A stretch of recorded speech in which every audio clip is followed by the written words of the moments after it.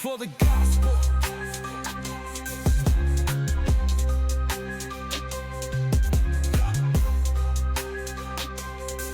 Hey everyone, we are back here again for another session here with Gagelina Emmanuel. and we are the Thebnots. Here we're going to talk about, last time we spoke about us and how we grew up and so in different ways. So many, yeah. Right. So I didn't have a really great Christian background. I grew up Catholic, as I spoke but before, and I wasn't so into my faith. I didn't really know much about God. Nobody ever really spoke to me about God, right? Yeah. It was just for me to like fend with and try to figure out or not figure out, however it played out. I'd like to, because Emmanuel has a great foundation in Christianity, and I would just like to talk about what it looks like or what it looked like back in the day, growing up as a young person, trying to find Christianity, trying to find their faith, even just being walked through that journey. Just trying to find it, opposed to what children now have to deal with, all the distractions and the technology. And technology is not a bad thing. Don't get me wrong; it's not a bad thing. It all depends on how you use it, right? It could be a good thing. It can be a good distraction, and it can be a good bad distraction. But I'd like to talk about your past. Like, how was it growing up for you as a Christian? For me as a Christian, it's like I talked before my past. So when I left the church, when I coming back to the church, I was still young, you know. Yeah. And it was so good to find that church afar, par la fois, de mat 33. So when I got there, there are some young, folks in the church. So they're already knowing, and most of them growing up at the church. So there was like deacons, sons, deacons, daughters, stuff like that, or people who's like they was born in church. Right. So I ain't have that. So when I met with them, so I become to understand what it was and start learning. Yeah. I remember when I went to that church, even pray, I didn't know the right way to pray. What young person does know how to pray at that age? For me, it was like a fight every day because they know. It's like they know I ain't know how to pray, so they choose me every day at the youth. Yeah. So, boy, they are gonna pray for us. So sometimes I was mad, Right. just to know I cannot do it. But every day I learn, and I remember one of the sister, she took me and she said, okay, I'm gonna teach you how to do stuff and even reading. So she gave me books and she said, go read that books, and every Sunday you're gonna talk about it. That's why it's like What kind of book? What book was that? I don't remember books, but it was like more about like faith. Okay. So I'm the name of the books, but she gave it to me, so I went home and read it. When I come back on Sunday, I read the books, and she called me in front of the youth and for me to explain what I just read. So that's for me, it's like a scaring stuff like that. So that's why she was helping me. So now, because every time she do that, so she helped me and I get confident. So now when you call me to pray, and I don't scare no more. So I start to learn you have to pray by the name of God, the Spirit, and you finish by the name of the Son. So I ain't know the part. I just pray. Hey, God, sometimes you ain't hear me what I'm saying. Or somebody talking, but you don't know what you talking about? you don't talk about. But I would just say stuff to say stuff. Right. So now I begin to hear like when people praying what they saying, and that's why I find out how to make it happen. But one of the thing we like I'm talking about like resource we had when we was that growing up. It's like remember my first book, I still have it. Somebody give it to me because I didn't have the money to buy a book. Right. Yeah, so we just went to the church. I remember I had a Jehovah Witness books because Jehovah Witness, they give you free books. Yeah. When you go there, so they give you free books. So my church then there wasn't like to my Jehovah Witness, but I always, everywhere I go. Because I thought that was a book. So when people reading it, I knew nothing about like because we was limited. Right. As a young, you have like the money to buy a book. They got certain stuff you ain't know, but you just have to learn day by day with your friends, So, and the Bible studies, you went to seminars, stuff like that. So that's why I become to learn exactly more about God and more about myself. Right.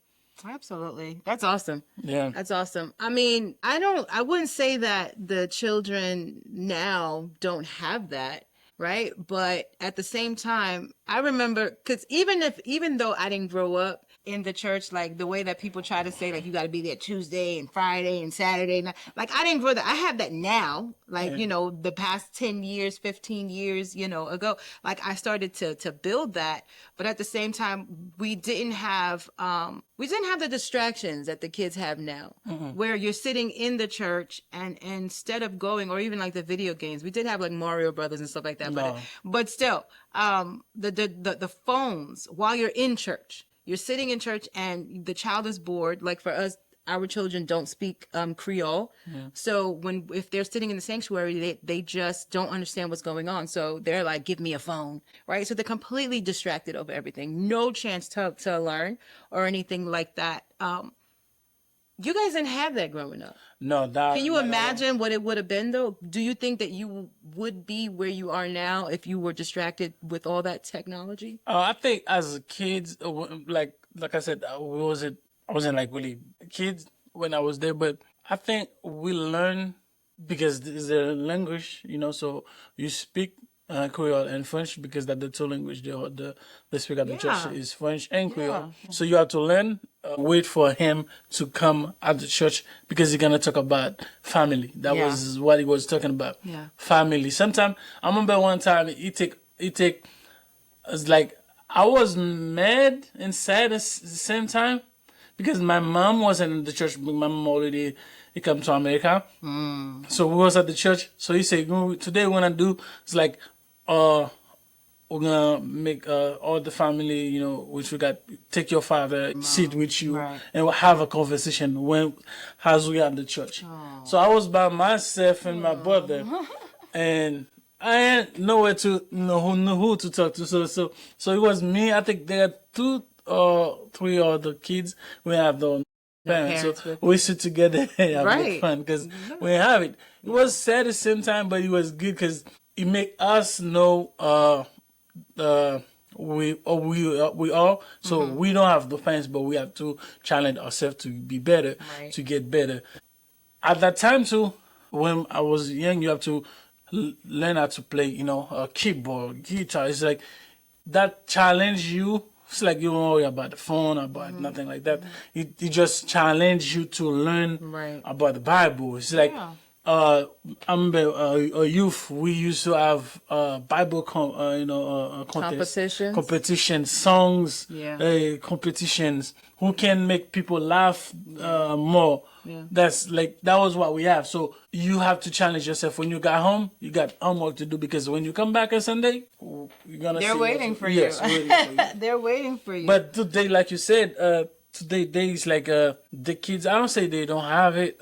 They got more wishes than us. Than what resources, we have. Yes, they can. You can go on the phone. You find anything you want about the Bible or whatever. It's easier. But this is what we have. I feel like it's a different understanding though. Like when you have the book in your hand and you're searching for what you're searching for, it's completely different from you having a phone or having a tablet and then you could just go right to where it is. You having the book in your hand, it actually forces you to know where you're going to look, right? It forces you to know. That's why, like, with our children at the church now, we make sure that they know all 66 books of the Bible. Yeah. Because it's important that you know what's in the Old Testament, what's in the New Testament. So using an iPad or like a tablet or a phone for them to try to figure out where the books of the Bible are, and there's nothing wrong with it because it is easier. It's lighter, right? Carrying a big Bible. The way we used to do it, where we carried a Bible and the Sunday and the Everything so you're at carrying once. all of this and your notebook that you have to write in. With the iPad, you got your notes, you got your Sundays, you got everything all on in one. But at the same time, the children are not just using it for that, right? So it does require discipline, and as a child we kind of lack that sometimes, as a child, because there's so many disturbances, peer pressure, like, did you see what happened, this and the third, and then you try to go look for it while listening to a sermon or One something like text that, can change everything. and receiving a text while that's happening, and sometimes it just reminds me of the two sisters when Jesus was sitting with Mary and Martha, and Mary was sitting at Jesus' feet, and Martha was sitting there trying to clean up everything like that. So instead of just sitting there and focusing on what Jesus is saying, she got so many other distractions happening around her and things of that sort. But either way, I think definitely using the book itself, can definitely help with being able to pinpoint, being able to highlight, being able to mark exactly where you want to go, what you want to find in the Bible plays a big part of that. And I also want to talk about the fellowship that we had as younger individuals growing up in Christianity, how it was all about community, right? As things are now, what do you think? But I still like back again on my day when was at the church, So it was really good at the fellowship, because I think all people I can say, my best friend or my friend, they was in church. So we had to play music together. We had to eat together. So we was like Your circle. That was your yes, circle. that was my circle. So we always together. I think the fellowship was great. So even the others, they was always be with you, have fun, So it was the fellowship. About the was elders, great. like the Yes. older people, the adults. Yeah. Okay, yeah. So I remember like well, some of my friends always say, hey, you on group dome or group dance like the older groups, because whatever they doing, I always there. Right. So I'm the one people you're gonna see. If group like the woman doing something, you're gonna see me there, because they got a learning part. I was learning so many stuff from them, Right. By them. So I become one of them. So whatever they do, so they always call me, hey, Brother Emmanuel, we're doing this. How can I help? The flyers. Yeah, if I'm gonna get the flyers for them, I'm gonna do this. So I'm the musician, so I'll become, So it was good. So because of that, so they give you what they have. So the fellowship was good. I never be hungry. So they always have Old food. ladies always got food. It was good. From even Orlando, when I moved here, Orlando, it was that the church we had. That's what make the church what it was. It was because the fellowship was so great. Yeah. So when you come, you don't know whose mother is, whose father is, because everybody is one big family. You see, so we go to just like 7. That's pretty recent, though, right? That's like 10, 12 years ago. 12 years, right? So, when that was going on. Yeah. So it was good. Till today, I can see it's like they got some people in my church right now. The fellowship is still good. But it's still good. Everything is still good. That's what I was thinking. I was thinking like back in your day when growing up, right? I don't think we had as many churches that we have now, right? So I think it's more of other people building, and that's faith growing, right? Them having access in those neighborhoods for other people to go to church, but at the same time, not only giving yourself access, but also connecting with other churches. Big ups to Haitian Churches connecting with other churches where they can share their ideas. We can fellowship together. We can continue to be the same community, right? And that's how you give God glory, by being together, by growing in faith. But you just say something, but I didn't want to talk too much about it. But what's that? The different right now, like you're saying, now every church was connect. That's why we have ACC. So we try to make sure everything get back together because as a growing up, this is what we had. If you're doing a revival, Yeah. everybody gonna go. So Yeah. you invite my church. It's not 1, 2 going, but like everybody goes. Right. Right. So the youth. I think my church it was every fourth Sunday. We go and visit another church every Sunday. The same way you see another youth come to our church. So it's like we said, mangoes. You merge. Yes. Yeah. It's like whatever you're doing, I know what you're doing. We're doing a concert. You know, you come invite me. So who you know how to sing? I know how to sing. We know how to jokes. Right. Yeah. So we was like that. That I think that's a community like Christian. I think I can say we missed it or we lost it. And Orlando, I still had it, but when I moved to So nobody really knows what, or like when you say Atlanta? Orlando, nobody No. really knows, but you mean like 12 years ago. Yeah. So 10 years ago, it's still happening. I don't think it is ever left. I think it's just maybe lack the leadership. I That's don't know yet. what- I don't know. We don't have it for sure. Where? Yeah. Here. The reason why I say we don't on our community, I think we lost it or we don't have it no more. If you invite another church, you can see 2 or 5 Yeah. people it's come not with the whole pastor. church. Yeah. Yeah. We can see the pastor come with his wife and his kids. Yeah. One thing I don't want you to steal my members. My Or, members? I don't want you to steal the connections is we're serving one God. One God. So it would be okay if I can come visit your house. It's like I go to my friend's house. Example, I go to Sadrak house. I say I don't want Sadrak don't want me to come to steal stuff in his house. Or he come. I go to Akaba house. I can steal stuff, but it wasn't like stuff like that because we had one thing we have in common is like we have God. So if I invite somebody to my church, you like the church, or God wants you to be at the church God called you to be. Right. As a pastor, I don't have to be mad at it. You're in good hands. You're in good hands. You're still at the church. So that part I don't get it. But I think as a community, I think we need to do better. Find a sit down as the pastor. One of the worst things I hate, I can say I hate when I hear another pastor talk Bad about another pastor. I hate. It's like when I say it's like you sees what he's trying to do, or you know what you're. I understand like it's not every pastor who's maybe calling by God.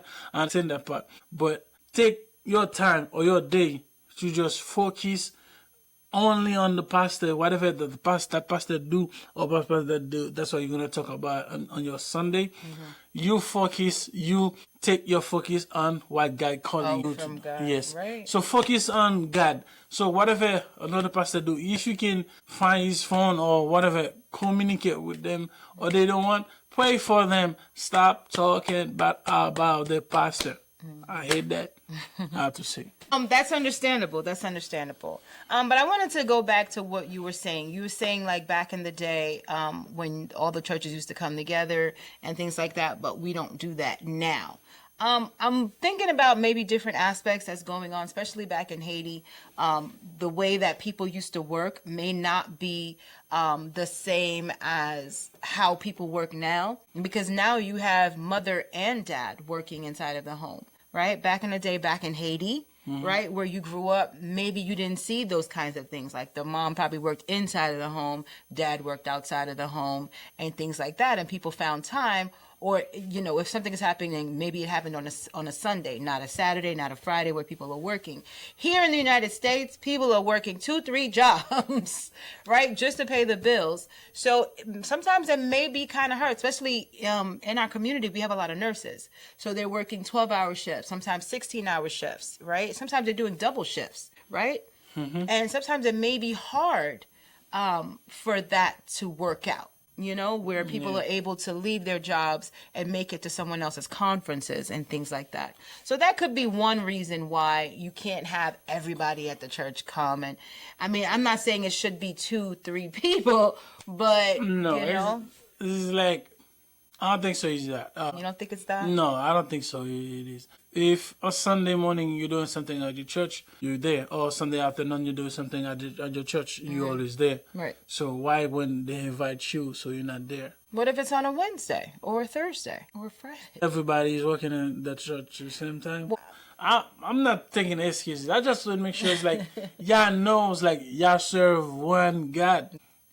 Whatever we do, we're supposed to support each other. Yeah. It's absolutely not, so I'm not going to that pastor at church because you're going to steal my people, or, it's not like that. So if you think like that, I'm sorry to say what I'm about to say. That means something wrong with you. I'm sorry to say it. If you're scared for another people go to visit another church because you think they're going to steal it, something wrong with you. So as a leader, your leadership is Well, I mean, I thank you for that. I mean, I'm sure a lot of people do think the same way that you're thinking. You said it, they were thinking it, but you said it. Yeah, well, I mean, I'm saying. You got mad at me? Hey, it's okay. That's all right. And we have the table, we have chair, come sit, and we have a conversation about it. And I'm gonna give you my point, and you're gonna give me what you think about it. And we can find a connection to see how can we change that. Because right now it's not good. That's me. Well, let's go back to the youth. We were talking about the youth, where the difference between them growing up now and dealing with the distractions that they have now. When we talk about their challenges, what would be like the most challenging thing for the youth now, being the fact that they have all this technology? There are distractions, there's peer pressure, how much more? I mean, not to say that there wasn't peer pressure back then, but now with technology, you have peer pressure where it's not just the person that's in front of you, but now you have peer pressure people who you don't even know, right? They're on social media and they're talking to you, and it keeps you from working for God, for doing things that you're supposed to be doing for God, right? What he calls you to do. And I just want to talk more about that. Did you guys have that kind of distraction? Obviously not, because you didn't have technology, but what was like the distraction for you guys back then, opposed to what the youth is dealing with now? For me, I think, do I have a distraction? I think I had maybe, sometime I want to go play the games or parties. Back in the day, we always have something called, I forget the name, I think KMS, night parties. That was what we had. Somebody doing the party's house, so it was that, and soccer, it was that. Sometimes you're inside the church, with a little radio, try to listen to the game, so to see who's going to win. I think that was female. That was one of them too. I think that was a must distraction, or the religion. I think so, I can say that too. But it wasn't like that huge today. Right. Today, everything you do is just on your phone. You're looking at, you find everything. So back in the day, like, when you have, like, they always say, like, find somebody who have the same interest in with you. So that's why my circles was always people who know God or who believe in God. So this helped me to not go out there for where the distraction at. It's like every, like, the Friday, Saturday, Sunday, you're gonna see me doing something for God or church. Right. That's what I was doing, because even it's not me, somebody else churches. It's like, that's why I said today I don't get it, though the church always fight. Like my friends, my best friend, my best friend, we not the same church. We're not. I got Peterson. He was another church. I got most my people I was out with. Each of us have another church. Even the choir people who was my maestros, people who I was play drums with. Right. All of them are different church.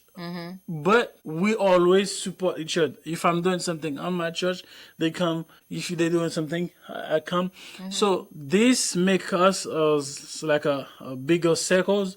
So we always together. So Right. that's take us, the distraction or over us. So do you think that if you have friends that are outside of the church, that'll cause you to maybe backslide or make terrible decisions that will cause you to fall short or to, Yes and no. Yes and no. Yes, that can happen depending if you're not a leader or you're just a follower. So you're gonna follow whatever they're doing. So you're gonna try to be like them. And no, I had friends who not be a church, but they respect they had. So you even they don't go. I got some friend. One of my best friend actually we've been friends like maybe more than 20 years. He's not a church guy because he was doing church, but after when he left the church, he don't want to go back because the way he see church is. Say I don't want to go to church. I believe in God, believe on the church, but he always respect God. He always do the best he can. But we still best friend. Still today we still best friend. He never take. If I'm going to church today, you're gonna say, yo, I don't go to church, man. Man, what church gonna do to you? But even he don't go, but he still respect me, right. So this is the thing. Like sometimes as a Christians, you have to do right because you serve a God. Somebody who your entourage, your circles, you have to be careful on what circles you have. If you have somebody you can call, something happened to you can pray for you, can go for you. That's why you need. Right. Your circles as a Christian. Definitely. I don't say you don't need somebody who's not Christian or something like that. So I've still had friends who not Christians, but we still talk. We still, but we never see me go out with, go out with or stuff like that because I know that is not me. And they're not even going to invite me because they know who I am. Right. So you definitely got to know who your circle is. You have to have your boundaries as well. Yes. It's important for you to know what lines to cross, what lines to not cross, especially when you do have friends who are outside of the church, right? So you do need to let them know and not be afraid to say, like, I follow Christ. Yeah. Right? These things are not for me. And it's okay that, it's not okay, but it's okay that it's your choice to do what you want to do. But for me and my house, we will follow God. And that's what we're doing. Right. So I just wanted to talk about all of the stuff that's going on. I know it's not easy for our youth right now with all of the distractions, all of the mixed messages going back and forth. I think they got it worse. They definitely do because even if your children are not in private Christian schools, they're in public schools, and we do have Christians in public school as well, but also we have people who don't believe in God who are in public schools. So they're teaching our children certain things, but you have to make sure as a parent that you're instilling a godly foundation into their lives so they do understand what it means to have faith and not allow anything negative to come in your heart that's going to block what God has for you. One thing I pray for them. Definitely. Montics in Haiti, we used to have carnivals, But that week's like 3 days. That 3 days, my church they take us, to somewhere else, all the youth. So we went to the camp. Yeah. So that distractions is like how the church mess it up. Like you say, okay, you know what? That week, I know it's a big weekend, it's a big day, so everybody gonna go to carnivals, have fun. But us, we're going we're going somewhere else. They take all the youth. We go to, I think we go to Jack. We go. Man, it was so beautiful. We passed 4 days or 3 days together. So we learn about God. We sing, we eat.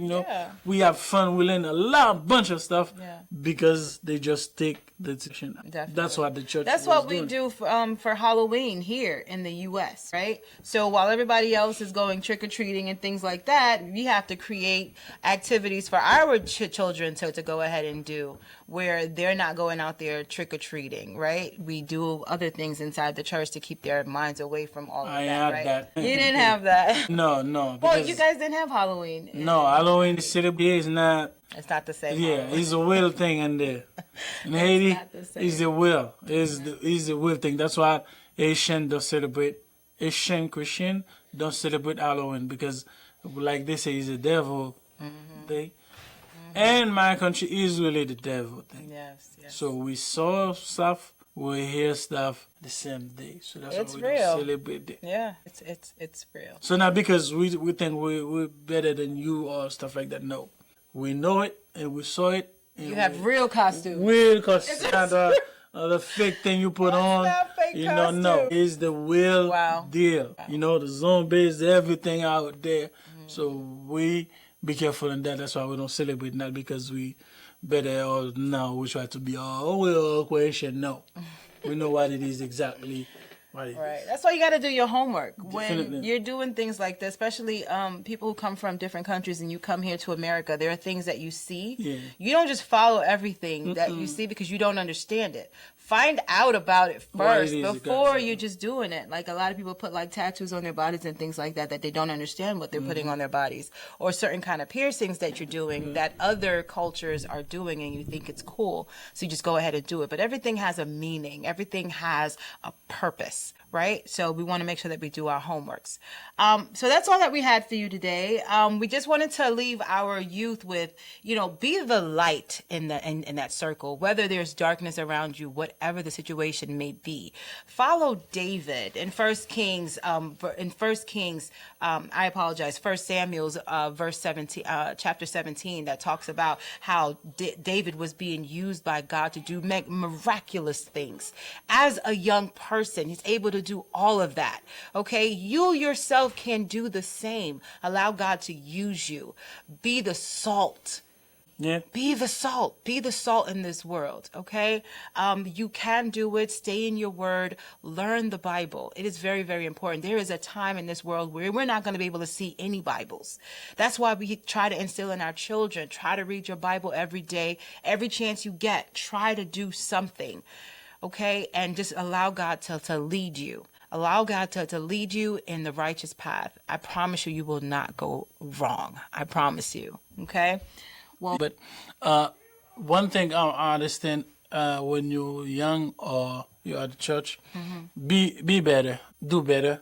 When you know choose better. Yes, and know who you're with, know who your circle is, and know what you say, who you're serving. So why you serving God for? Praise God. So because when you know that, one thing, one thing I will leave you guys: be modest way wherever you at. Be good and don't let nobody make you do something you don't want to do. Absolutely. Be a modest. So whatever you do it great. Do good, do better, and know better. The God of verse I'm gonna leave you with it is 1 Timothy 4 verse 12. Exactly in English, but I'm gonna tell you in French. C'est que personne ne méprise ta jeunesse. Sois un modèle pour les fidèles en parole, en conduite, en charité et en foi. So next time maybe I will tell you how it is in English. Is that the one in English that talks about you being a young person? Don't let an adult look Yes. down on you because you're young. Yeah, absolutely. I do love that, and just take that with you, even if you are young. Like it Even doesn't you're not matter. young, so All of them. don't Everyone. everyone. Everyone. Yeah, it's everyone. So I love that verse, So don't let anything, put you down Absolutely. because you serve A good God. A good God.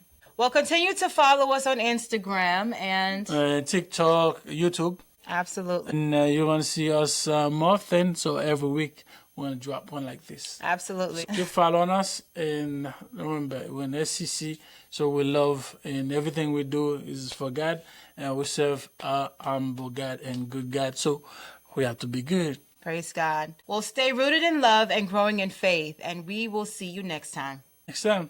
Bye, guys. Is designed to bring people together by exploring the intersection of faith and cultural identity.